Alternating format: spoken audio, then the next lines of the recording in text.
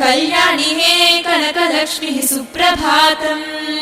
ब्रह्माण्ड भाण्ड परिरञ्जित रम्य पुष्पा सम्बन्ध सान्द्र मकरन्द सुगन्ध हृद्यः मन्दानिलोय मधुना मधुरं प्रभाति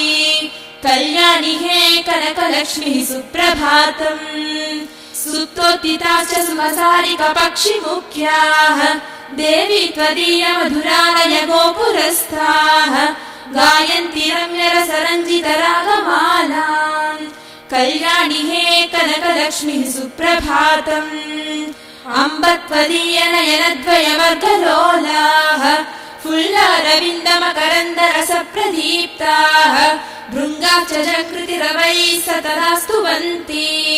कल्याणि हे कनकलक्ष्मीः सुप्रभातम् पद्मालये परमपावन भाग्यरक्ते